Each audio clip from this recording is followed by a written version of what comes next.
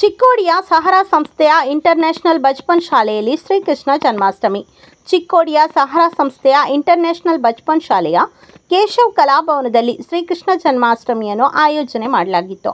ಈ ಕಾರ್ಯಕ್ರಮದಲ್ಲಿ ಮುಖ್ಯ ಅತಿಥಿಯಾಗಿ ಕರ್ನಾಟಕ ಬಿಜೆಪಿ ಮಹಿಳಾ ಮೋರ್ಚಾ ಉಪಾಧ್ಯಕ್ಷರಾದ ಶ್ರೀಮತಿ ಶಾಂಭವಿ ಅಶ್ವತ್ಪುರ್ ಹಾಗೂ ಶ್ರೀಮತಿ ವನಿತಾ ಮೆಹ್ತಾ, ಶ್ರೀಮತಿ ಸೀಮಾ ಟಿಕ್ಕೆ ಉಪಸ್ಥಿತರಿದ್ದರು. ಶಾಲಾ ಮಕ್ಕಳು ಬಾಲಕೃಷ್ಣ ಹಾಗೂ ಅವರ ತಾಯಂದಿರು ಯಶೋಧ ಮಾತೆಯ ವೇಷವನ್ನು ಧರಿಸಿ ನೃತ್ಯವನ್ನು ಮಾಡಿದರು. ಶಾಲೆಯ ಯುಕೆಜಿ ಮಕ್ಕಳು ಶ್ರೀಕೃಷ್ಣ ಚರಿತ್ರೆಯ ನಾಟಕವನ್ನು ಪ್ರದರ್ಶಿಸಿ ಎಲ್ಕೆಜಿ ಮಕ್ಕಳು ನೃತ್ಯ ಮಾಡಿ ಎಲ್ಲರನ್ನೂ ಮನೋರಂಜಿಸಿದರು. ಮುಖ್ಯ ಅತಿಥಿಯಾದ ಶ್ರೀಮತಿ ಶಾಂಭವಿ ಅಶ್ವತ್ಪುರ ಅವರು ಮಾತನಾಡಿ, ಶಾಲೆಯಲ್ಲಿ ಈ ರೀತಿ ಮಕ್ಕಳಿಗೆ ಹಾಗೂ ಪಾಲಕರಿಗೆ ಒಂದೇ ವೇದಿಕೆ ಕೊಡುವುದರಿಂದ ಮಕ್ಕಳ ಬೆಳವಣಿಗೆ ಹಾಗೂ ಅಭಿವೃದ್ಧಿಯಾಗುತ್ತದೆ ಎಂದರು. ಇಂತಹ ಕಾರ್ಯಕ್ರಮ ಆಯೋಜಿಸುವಲ್ಲಿ ಚಿಕ್ಕೋಡಿಯ ಬಚ್ಪನ್ ಶಾಲೆ ಮುಂದೆ ಇದೆ. ಶಾಲೆಯ ಕಾರ್ಯವೈಖರಿಗೆ ಮೆಚ್ಚುಗೆಯನ್ನು ವ್ಯಕ್ತಪಡಿಸಿದರು. ಜನ್ಮಾಷ್ಟಮಿ ಸೆಲೆಬ್ರೇಷನ್ಗೆ ನಾವು ನೋಡ್ತೀವಿ, ಪ್ರತಿಯೊಂದು ಸ್ಕೂಲಲ್ಲಿ ಯಾವ ಹಬ್ಬಗಳಿರ್ತದಲ್ಲ ಅದರದೊಂದು ಸೆಲೆಬ್ರೇಷನ್ ಇಟ್ಟಿರ್ತಾರೆ. ಅನೇಕತಾವೇ ಏಕತಾ, ವಿವಿಧತೆಯಲ್ಲಿ ಏಕತಾ ನಾವೇನು ಹೇಳ್ತೀವಿ, ಅದು ಬಹುಶಃ ಸ್ಕೂಲ್ಗಳಲ್ಲಿ ನೋಡ್ಲಿಕ್ಕೆ ಸಿಗ್ತಾ ಇದೆ. ಇವತ್ತು ಎಲ್ಲ ಮಕ್ಕಳು ಎಲ್ಲ ಥರ ವೇಷಭೂಷೆ ಮಾಡಿ ನಮ್ಮ ದೇಶದೇನು ಪರಂಪರೆ ಇದೆ, ನಮ್ಮ ದೇಶದೇನು ಸಂಸ್ಕೃತಿ ಇದೆ, ಅದರ ಬಗ್ಗೆ ಒಂದು ಪ್ರೆಸೆಂಟೇಷನ್ ಎಲ್ಲರೂ ಕೊಡ್ತಿದ್ರೆ ಅದು ಬರೀ ಸ್ಕೂಲ್ಸಲ್ಲಿ. ಸೊ ಇದನ್ನು ಎಲ್ಲರೂ ನಮ್ಮ ದೇಶದ ಕಲ್ಚರ್ ಪರಂಪರೆ ಉಳಿತಾ ಇದೆ ಅಂದರೆ ಈ ಕೆಲವೊಂದು ಶಾಲೆಗಳಲ್ಲಿ ಅದು ಉಳಿತಾ ಇದೆ ಅಂತ ನಾನು ಅನ್ಕೊಳ್ತೀನಿ. ಇವಾಗ ನಾವು ನೋಡಿದ್ವಿ, ಚಿಕ್ಕ ಚಿಕ್ಕ ಮಕ್ಕಳು ಇಷ್ಟು ಚೆನ್ನಾಗಿ ಮಾಡಿದ್ರು. ಆ ಮಕ್ಕಳಲ್ಲಿ ಸ್ಟೇಜ್ ಫಿಯರ್ ಹೋಗಬೇಕು, ಒಂದು ಲೀಡರ್ಶಿಪ್ ಕ್ವಾಲಿಟಿ ಡೆವಲಪ್ ಆಗಬೇಕು. ಅದೆಲ್ಲವೂ ಆಗ್ತಿದ್ರೆ ಈ ಥರ ಸ್ಕೂಲ್ ಇತ್ತು. ಡಾಕ್ಟರ್ ಸೀಮಾ ಟಿಕ್ಕೆ ಮಾತನಾಡಿ, ನಿಮ್ಮ ಮಕ್ಕಳನ್ನು ಶ್ರೀಕೃಷ್ಣನ ಹಾಗೆ ಬೆಳೆಸಬೇಕಾದ್ರೆ ನೀವು ಯಶೋಧ ಮಾತೆಯ ಥರ ಪಾಲನೆ ಪೋಷಣೆ ಮಾಡಬೇಕು ಮತ್ತು ಮಕ್ಕಳನ್ನು ಮೊಬೈಲ್ನಿಂದ ದೂರವಿಡಬೇಕು. ನಮ್ಮ ಸಂಸ್ಕೃತಿಯ ಬಗ್ಗೆ ಹಾಗೂ ನಮ್ಮ ನಾಡಿನ ಆಟದ ಬಗ್ಗೆ ತಿಳುವಳಿಕೆ ನೀಡಬೇಕು ಎಂದು ತಿಳಿಸಿದರು.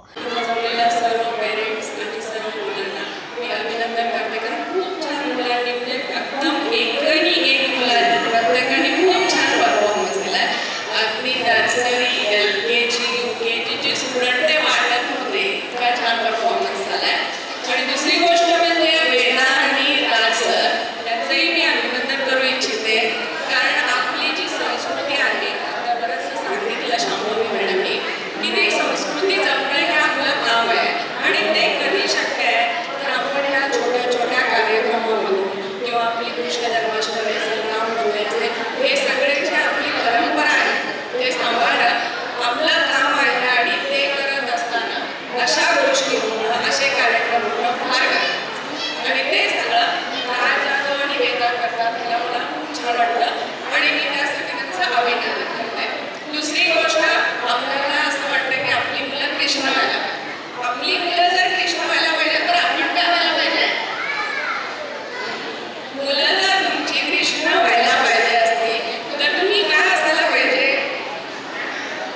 यशोदा. आणि मग तुम्हाला जर यशोदा व्हायचं असेल तर बऱ्याच गोष्टी तुमच्यामध्येही करणं गरजेचं असतं. तर त्यातली एका छोटी गोष्ट मी सांगणार आहे. आजच्या काळात चाललेला मोबाईलचा खूप जास्ती यूज, तर तुमच्या मुलांनी तो यूज कमी करावा. ही सगळ्यात पहिली गोष्ट आहे. कारण लहान मुलं, बरीच मुलं असं असतात की जी जेवतच नाही, मोबाईल बघितल्याशिवाय, गाणं लावल्याशिवाय आमची मुलं खात नसतात. असं होतं, किती बरेच जण होतं असं आहेत, बरेच लोक आहेत. म्हणजे आपल्याला असं वाटतं की मुलांनी खायचं असेल, काही करायचं असेल तर बऱ्याच मुलांचा असा हट्ट असतो की आम्हाला मोबाईलला द्या. ಶ್ರೀಮತಿ ವನಿತಾ ಮೆಹ್ತಾ ಮಾತನಾಡಿ, ಶಾಲಾ ಮಕ್ಕಳು ಹಾಗೂ ಪಾಲಕರು ಭಾಗವಹಿಸಲು ಅವಕಾಶ ನೀಡಿದ ಶಾಲೆಯ ಆಡಳಿತ ಮಂಡಳಿಗೆ ಅಭಿನಂದನೆ ಸಲ್ಲಿಸಿದರು.